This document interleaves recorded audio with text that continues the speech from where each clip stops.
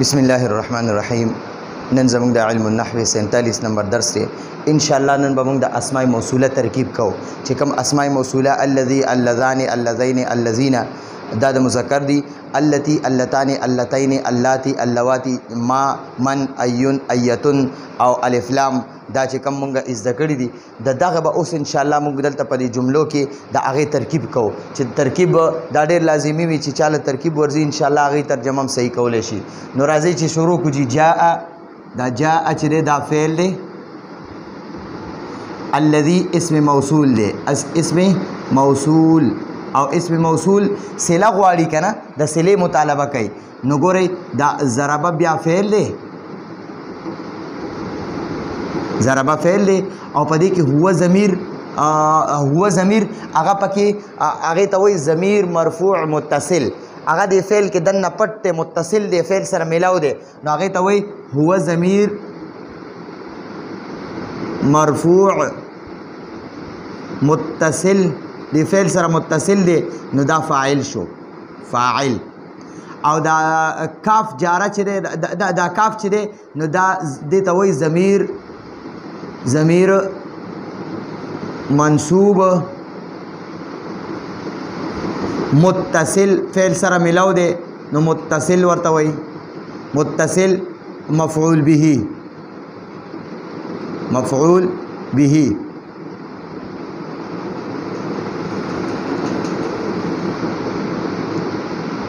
مفعول به. نو ګورئ دا فعل چې دی دا د خپل فاعل، فعل د خپل فاعل او مفعول به سره چې ملاو شو نو دا جمله فعلیه، جمله فعلیه خبریه شوه، او دا جمله فعلیه خبریه چې شوه دا صله شوه، صله. نو موصول د خپل صلې سره چې ملاو شي نو دا د جاء فعل دپاره فاعل شو، او جاء فعل د خپل فاعل سره چې ملاو شي نو دا به شي جمله فعلیه خبریه. دا موږ سره جمله دا یو موږ سره پورا جمله فعلیه خبریه شوه، جمله فعلیه خبریه شوه. دا موږ سره د دې ګورئ جاء فعل دی، الذي اسم موصول او اسم موصول صله غواړي، اصله پوره جمله وي نو دا ضربکه دا ضربه فعل دی، د ضربه کې دننه پټ هو ضمیر مرفوع متصل فاعل دی، هغه فاعل چې دی هغه د الذي طرف ته راجع دی، یعنی دا هغه هو چې دی دا د الذي خبره کوي، هغه هو د چا خبره کوي؟ د الذي خبره کوي. او کاف دا ضمیر منصوب متصل دی، ضمیر منصوب متصل څه ته وایي؟ هغه ضمایر چې د خپل فعل سره متصل وي او په ترکیب کې مفعول به وي، نو دا ضمیر مرفوع ضمیر منصوب متصل مفعول به دی. نو فعل د خپل فاعل او مفعول به سره چې ملاو شو دا جمله فعلیه خبریه شوه، او دا جمله فعلیه خبریه بیا صله شوه د اسم موصول دپاره. اسم موصول او صله چې ملاو شي نو دا فاعل شو د جاء فعل دپاره. جاء فعل چې د خپل فاعل سره ملاو شي جمله فعلیه خبریه شوه. صحیح شو جی. اوس دا بل زده کوو جی. رأیتو چې دی که نه دا رأیتو دا فعل دی او دی کې دا تو ضمیر نه دی، تو ضمیر مرفوع متصل دا پکې فاعل دی. رأیتو دا رأیتو ما اولیدو او رأینا مونږ اولیدو، رأیتو واحد متکلم صیغه ده، نو دی کې دا رأی چې دی دا فعل دی او دا تو ضمیر مرفوع متصل دی، دا تو تا پیشتو ضمیر مرفوع متصل، متصل څه ته وایي؟ چې د فعل سره ملو وي. نو ګور رأی دا فعل دی، دا تو ضمیر مرفوع متصل دا فاعل دی، دا څه شی دی؟ دا فاعل دی. رأیتو فعل او تو ضمیر مرفوع متصل فاعل. او دا الذین نه دی، دا الذین نه دی، ګوره کتاب کې الذین دی او دلته اللذین به وي، ځکه د دې اللذین د پاره چې مخکې کوم هما ضمیر استعمال شوی هغه له ضربا کې دی، نو موږ ته د دې ضربا نه پته ولګېده چې دا الذین نه دی، کتاب کې لږه غلطي شوې کاتب نه هغه چې دی هغه الذین لیکلی دی، تاسو په خپل کتابونو کې ولیکئ وګورئ هغې کې الذین دی، هغه وران کې هغه اللذین کا، ځکه د ضربا کې چې دا ضربا د واحد صيغه ده، ضربا د تثنیه صيغه ده. نو ګوره دلته ضربا د تثنیه صيغه ده، د هما ضمیر فاعل دی، هغه هما د اللذین تر جمع راجع شوی دی. اللذین معنی ده هغه دوه سړي، د دې جاء الذي ضربک اول معنی زده کوي. جاء راغه الذي هغه سړی ضربه چې هغه سړی وخلو کړه کا هغه سړی ته وخلې. ټیک شو. جاء الذي ضربک هغه سړی راغی چې ته وخلې. جاء الذي هغه سړی راغی ضربک چا چې ته وخلې کم چې ته وخلې. ټیک شو. ضربه کې دا هو ضمیر دی نو هغه اومه کم دا کم چې ما معنی وکړه هغه همدغه اسم موصول یاد. رأیتو ما ولیدل اللذین اسم موصول او دا ضربه چې دی دا ضربه فعل دی. دې کې دنه هما ضمیر فاعل دی او څوک وایي چې دا الف پکې فاعل دی. هما ضمیر مرفوع متصل دی فعل سره متصل دی دا پکې فاعل دی. نو ګور او دا کاف څه شی دا کاف چې دی دا ضمیر منصوب متصل دی د فعل سره متصل ملاو دی نو دې ته وایي ضمیر منصوب متصل فعل سره ملاو دی. مفعول به نو ګورئ اوس په دا فعل د خپل فاعل او مفعول به سره چې ملو شي نو دا جمله فعلیه خبریه شوه. خدا وګورئ دا هما ضمیر مرفوع چې دی کنه دا هما ضمیر مرفوع متصل دا د اللذی طرف ته اللذین طرف ته راجع دی. ها دا دې ته راجع دی او د ضربه کې هو ضمیر فاعل دا اللذی طرف ته راجع دی. نو ګورئ دا جمله فعلیه خبریه چې دا صله شوه او دا اسم موصول چې د خپل صلې سره ملو شي نو دا د رأیتو دپاره رأیتو فعل فاعل دپاره مفعول به شو.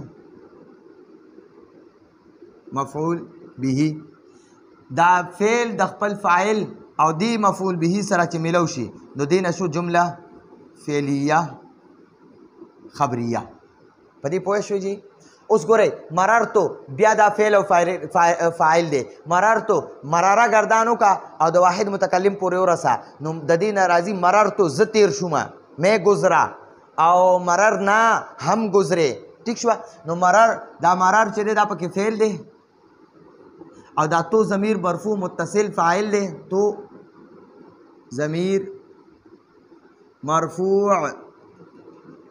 متصل فعل سره ملاو دی نو متصل ورته وای نو دا پکې فاعل شو. ٹھیک شو. او دا با حرف جر دی حرف جر.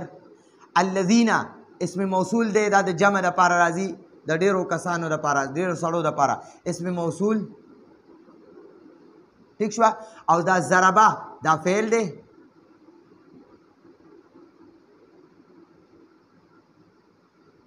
او ضربو دا ضربو فعل دی او دې کې دا واو ضمیر فاعل ضمیر مرفوع متصل فاعل دی. ضمیر واو دا واو چې دی واو دا ضمیر مرفوع متصل فعل سره ملاو دی متصل فاعل دی. ٹھیک شو. او دا کاف ضمیر منصوب متصل مفعول به دا ضمیر منصوب چې دی کنه او متصل دا مفعول به جوړیږي. ضمیر منصوب مفعول به جوړیږي. نو ګوره اوس په دا فعل او دا فاعل فعل چې د خپل فاعل او مفعول به سره ملو شي نو جمله فعلیه خبریه شوه او دا جمله فعلیه خبریه چې دا صله شوه. دا اسم موصول او صله چې رايوځي شي نو دا د با حرف جر دپاره مجرور شو. با حرف جر چې د خپل مجرور سره ملو شي نو دا مرکب جاری متعلق شو. متعلق د چا متعلق شو دا د دې فعل متعلق شو. خجی د مررتو فعل متعلق شو. مررتو فعل او د خپل فاعل فاعل دا تو ضمیر مرفوع متصل ور سره فاعل دی. مررتو فعل چې د خپل مرفوع متصل فاعل او د متعلق سره ملو شي نو دینه به جوړ شي جمله فعلیه خبریه.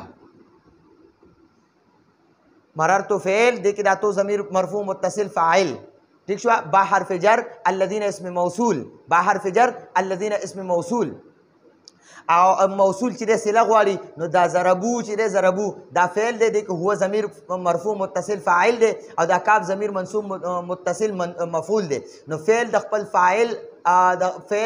فاعل او مفعول به سره جمله فعلیه خبریه شو دا جمله فعلیه خبریه صله شو الذي اسم موصول د پاره او دا الذي اسم موصول او صله دا دوان چې رايوځي شي نو دینه مجرور جوړ شو د با جاره د پاره با حرف جر او د خپل مجرور سره مرکب جاری شو او دا مرکب جاری بیا دا متعلق شو د فعل د مررت فعل دا مرکب جاری دا د متعلق شو د مررت فعل او د مرکب جاری چې د متعلق وي او چې د کم فعل یا د کم سیز سره متعلق شي کنه نو هغه تبع متعلق وي چې د سره متعلق شوی نو فعل د خپل ضمیر مرفوع متصل فاعل سره او متعلق سره دا جمله فعلیه خبریه شو ٹھیک شو دا درې دغه شو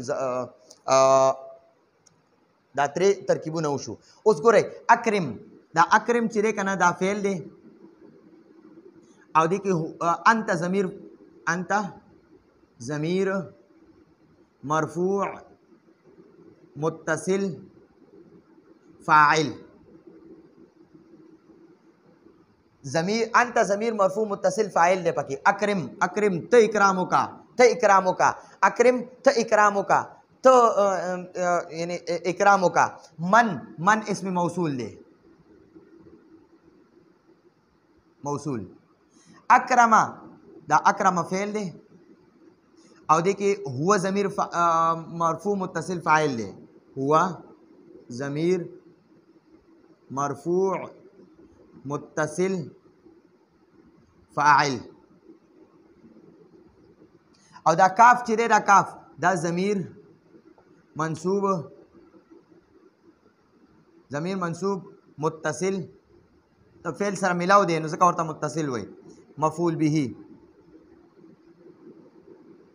نو ګورئ دا فعل د خپل فاعل مفعول به سره جمله فعلیه شوه جمله فعلیه خبریه شوه دا جمله فعلیه خبریه چې دا صله شوه دا اسم موصول او صله چې ملو شي نو دا دغه شو دا مفعول به شو مفعول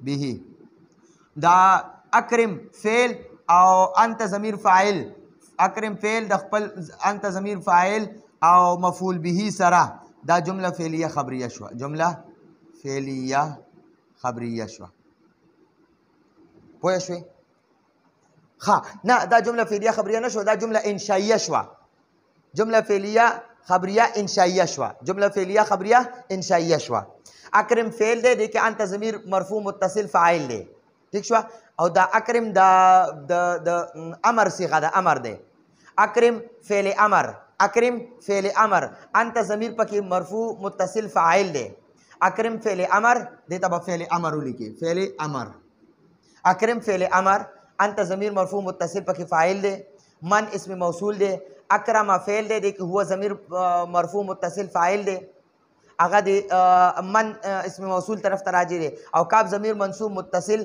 دا مفعول به دی نو فعل د خپل فاعل او مفعول به سره جمله فعلیه خبریه شو دغه جمله فعلیه خبریه بیا د صله شو د اسم موصول من د پاره من اسم موصول او د خپل صله سره دا مفعول به شو او اکرم فعل امر د خپل انت ضمیر مرفوع متصل فاعل او مفعول به سره جمله انشائیه خبریه شو جمله انشائیه شو دته وای جمله دا خو مفعول به دی او دا بیا جمله انشائیه دا جمله انشائیه شو ٹھیک شو اوس قرأ گردانو کا دا واحد متکلم راضی قرأت او تسنیه و جمع متکلم راضی قرأت ما اولست میں نے پڑھا او قرأنا مونږ اولست پښتو کې مونږ وایو اولست او اردو کې وایي پڑھنا نو دا قرأ پکې فعل دی قرأ او دا تو ضمیر مرفوع متصل فعل سره ملاو دی دا پکې فاعل شو. ما اسم موصول کتب دا فعل دی او دا تو ضمیر مرفوع متصل پکې فاعل دی. تو ضمیر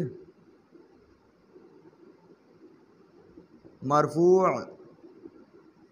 متصل فاعل دی. تو ضمیر مرفوع متصل فاعل دی. پوه شوې؟ نو دا فعل چې د خپل فاعل سره ملو شي جمله فعلیه خبریه شوه. جمله فعلیه خبریه دا صله شوه. دا جمله فعلیه خبریه صله شوه. اسم موصول د خپل صلې سره چې ملو شي نو دا مفعول به شو.